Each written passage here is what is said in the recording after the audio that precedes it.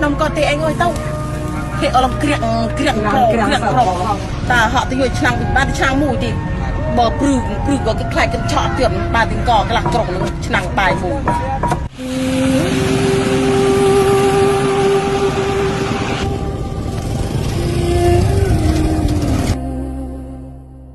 thấy bán rung lục bồng piên bọt chụp bánh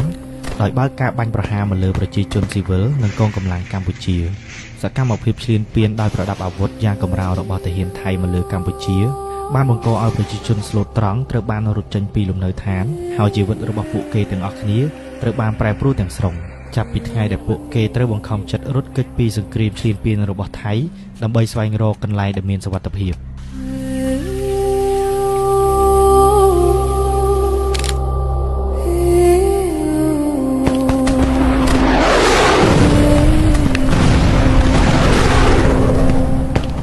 សម្រាប់ចិត្តដល់លំបាកនៅពេលដែលឮសំឡេងកំភ្លើង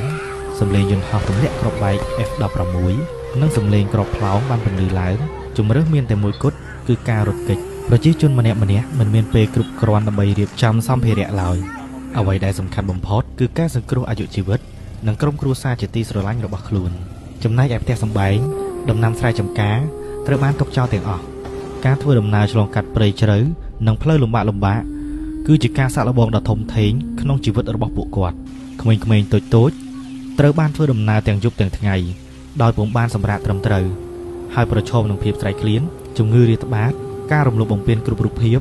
និងភាពភ័យខ្លាចដោយការបាញ់ប្រហារជាប់នឹងខ្លួនជានិច្ចនៅពេលដែលពួកគាត់ដល់តំបន់សុវត្ថិភាពជីវិតរបស់ពួកគាត់នៅតែពោរពេញដោយភាពលំបាកនៅក្នុងជំរំភាសឹកដោយមានការខ្វះខាតស្បៀងអាហារនិងអនាម័យទោះបីជាមានជំនួយពីប្រជាជនកម្ពុជាដូចគ្នាក៏ដោយក៏ការផ្គត់ផ្គង់ស្បៀងអាហារទឹកស្អាតនិងថ្នាំសង្កូវនៅតែមានកម្រិតគ្រួសារជាច្រើនត្រូវរស់នៅក្នុងខ្ទមទូចនិងតង់ដោយគ្មានការការពារពីអាកាសធាតុភាពលំបាកបំផុតមួយទៀតគឺការបាត់បង់ការងារ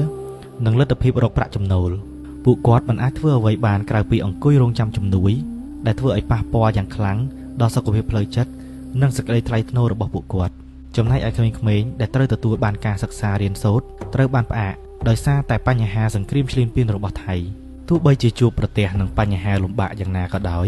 ក៏ប្រជាជនកម្ពុជានៅតែមានសេចក្តីសង្ឃឹមចំពោះអនាគតរបស់ខ្លួននោះគឺដំណឹងល្អដើម្បីបានត្រឡប់ទៅភូមិស្រុកកំណើតរបស់ខ្លួនវិញវីដេអូនេះមានគោលបំណងអំពាវនាវដល់សហគមន៍អន្តរជាតិអង្គការសិទ្ធិមនុស្សនិងសាធារណជនទាំងអស់ឲ្យងាកមកចាប់អារម្មណ៍ពីទុក្ខលំបាករបស់ប្រជាជនកម្ពុជា